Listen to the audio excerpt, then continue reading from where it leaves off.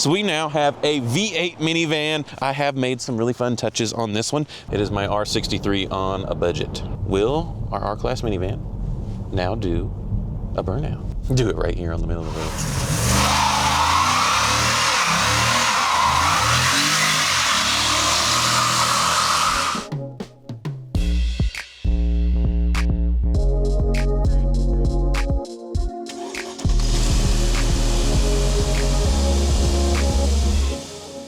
Hey everyone, and welcome to DC MotorWerks. My name is Cameron, and we are back today with my R-Class, with some completed changes. If you saw the last video, we'll tag up in there, episode 1, whatever you want to call it. We, V8, swapped my R-Class. So we now have a V8 minivan. It is all done, minus some very small finishing touches, but I have made some really fun touches on this one. We did some cataract surgery, as these headlight lenses were just way too far gone.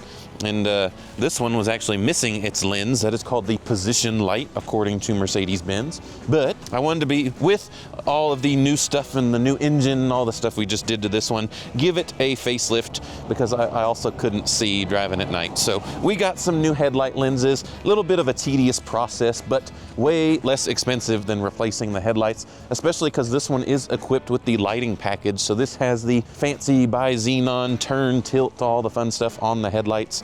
And it really did wake up the front end of this car to the point that I think I need to do the fog lights now too. No good deed goes unpunished, but I think we'll leave that alone for a while. But I think it turned out great. It already has the newer GLE wheels from I think it was like a 16, 17 model GLE, which I think already made the rocket ship look pretty stellar, even though these were kind of weird looking. But it's grown on me a lot, especially with its fresh headlight lenses. It looks clean, and I've got a few things I could really perfect, like the clear coat's failing in some areas after now almost 20 years and 130,000 miles. But let's go see my little touch in the back. So now, going down the road, we will get the one person that might notice, but we are now an official R550. And it's R for rocket ship, R for race, now that it's a V8, and all the fun stuff, all in Mama or Grandma's, Gigi's R-Class. A little overkill, but totally worth it. Let's check out under the hood. And under the sloping hood line is the M273 5.5 liter, the bigger displacement of the two, V8, and it looks like it belongs because it did. Like I said in the last video, they actually did produce an R550, just not for the US market, which again, I will mention because it annoys me, is that they were built in Alabama. So all the R-Classes that we didn't get delivered here were still built here. Just a very funny thing to think about, which I guess is totally normal for the German cars that are built in Germany but sent to the US.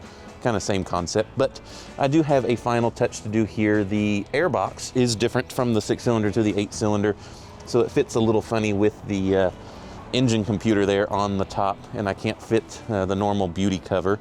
But other than that, my air snorkels for the air filters and everything look just perfect, and everything fits as it's supposed to. Even the factory, I just call it the R-Class bar. It's like the strut tower brace, essentially. Swapped everything over so that it is totally dealer proper, like I like to say, factory proper, that I can take this into the dealership and have it worked on if I didn't have this. But we do, because it is all totally normal. If I really wanted to go a step beyond, we would change, I think it was VDOC. It's been so long, I don't remember. But where you actually change the data card on the car, and I could change it to actually say it's an R550, so if I went to search for parts, it would bring me all the 550 stuff. Lots of exciting stuff. But I know you guys want to get to the best part, and that is, what is a V8 minivan like? Let's go see. And if you notice when I start it, nothing sounds out of the ordinary, and that is because we went for full sleeper spec on this one. And while I may do a resonator delete later on, for now, we're going to keep it totally stealth quiet. Just have a look, R550. It wasn't official until I put the badge on. So here it is, the R550, and you can see there is something a little extra special and spicy in here. And I topped it off with a new steering wheel, or new to the car. So this is a facelift steering wheel. This would have been from a 2010 and newer R, ML, GL, whichever. But this actually came out of a ML63 anniversary edition with the two-tone kind of caramel brown and black. And it's got the sweet real aluminum shift paddles, and it all just plugs in and works normally. And I think it really finished this car off. You kind of got the somewhat flat sides and flat bottom to go with my racy R-Class. Have a seat, let's go for a ride. So if you haven't watched the last video, or first video on this car, which we'll put up in there again, shameless plug, I did this because I wanted to make sure I saved this R-Class after the 6-cylinder kind of bit the dust, because it really is a special R-Class, and the main reason being that it has the 4-corner air suspension, or ADS, adaptive damping suspension, whereas the normal R-Classes just had air springs in the rear and the front was a conventional steel spring setup.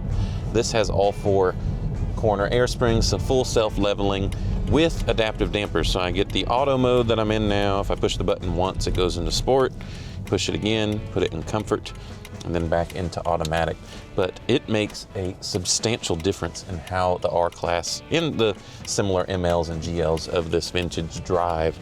The sport mode is proper stiff, and the comfort mode is proper squishy. So yeah, you get exactly what it says it's supposed to do, which a lot of adaptive damping systems don't do, but this one does. So with adding the power and everything to this one, it has decent miles on it, 130,000. It's in pretty good shape. It has the weird first year only rear entertainment, whereas every year after that they put them in the headrest, but this had the weird kind of add-on appendage one. And I've also done a ton of work and maintenance to this.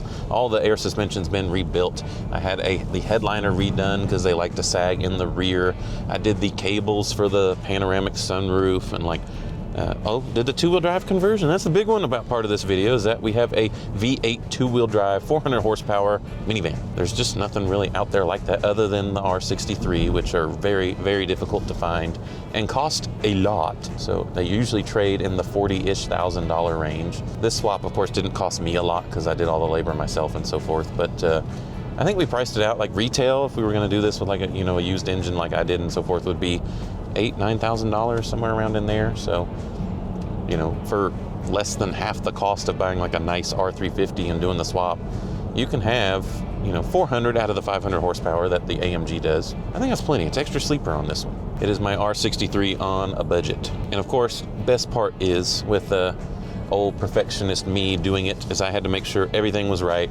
Not a warning light on the dash. Everything works properly, just as it should. It passed Georgia emissions just the other day, and that's because I left it all alone. Wanted it all to be 100% factory and work as it would have from the factory. And just, like I said, I should change the internal document so that it says it's a 550 now and really confuse people. Except the Canadians. They had these there, so they wouldn't think it's anything different. Let's go ahead and see what it's about. It's a little damp with the 2-wheel drive, but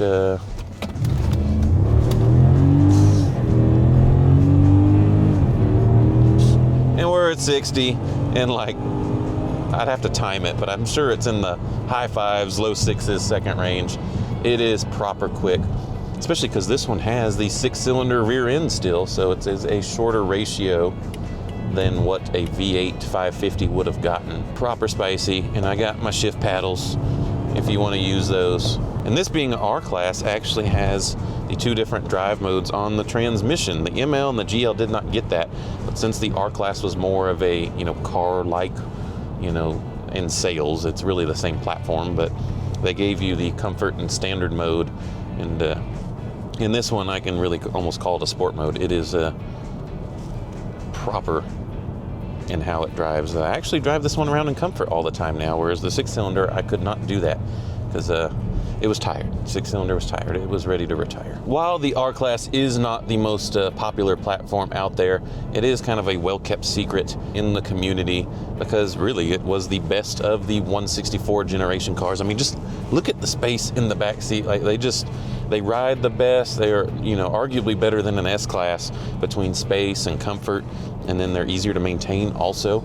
And with my true car guy self at heart, we all want the things we can't have, whether it's the Japanese import or the Euro car we didn't get, or the R-Class that was built in Alabama but they still didn't sell it here.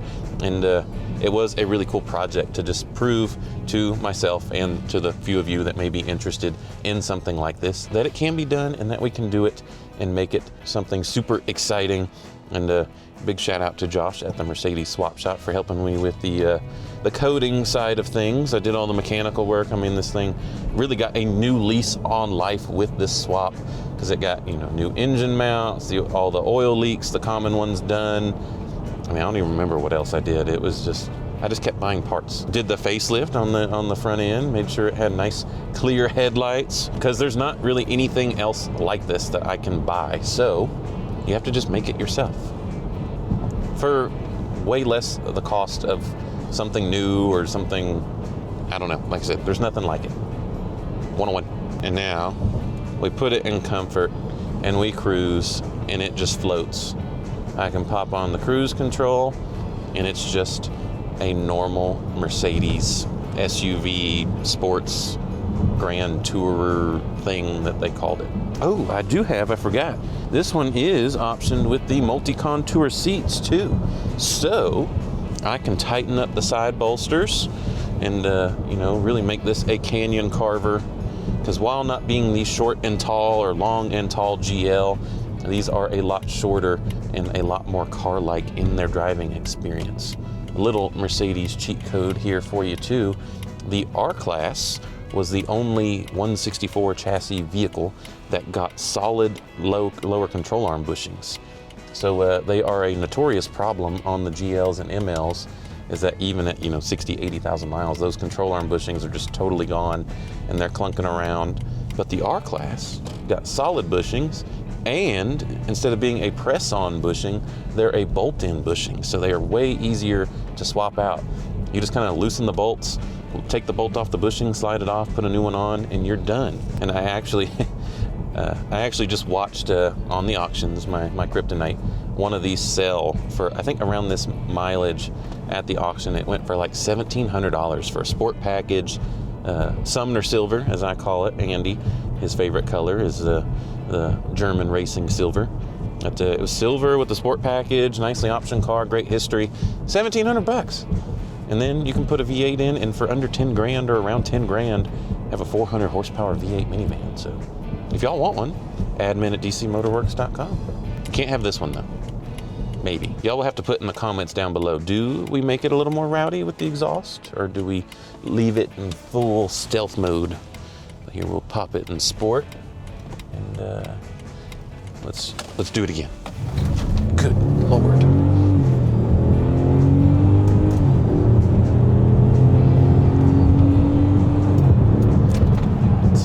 It does the thing. It does the thing. And here we are in the sport mode. This actually does have fresh sway bar bushings and stuff too.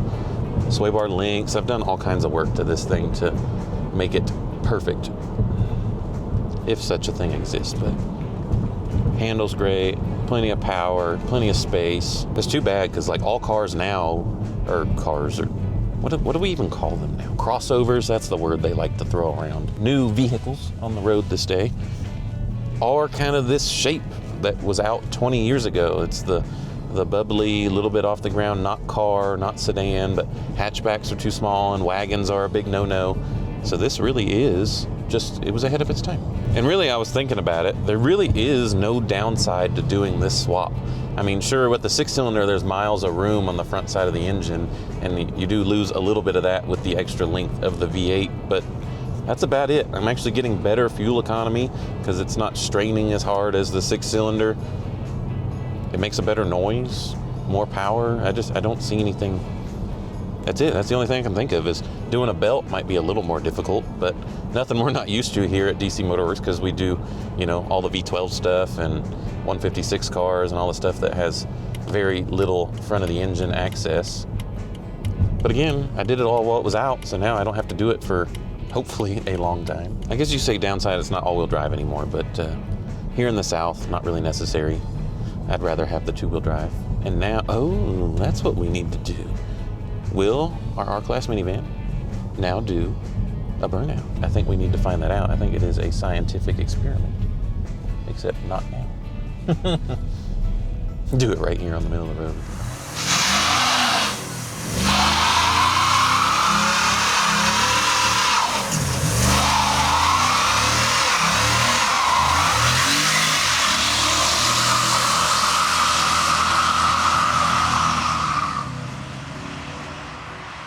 So there you go, my custom R350 two-wheel drive smoky burnout rocket ship minivan machine. It is an absolute blast, and I am super excited for how this turned out. And now I have to give it back to my mom. It's kind of sad, but I think she'll enjoy it very much. She's got a little speed demon in herself. I didn't get it from nowhere, so I think she'll enjoy the newfound power of the rocket ship R-Class, race class, rocket ship class.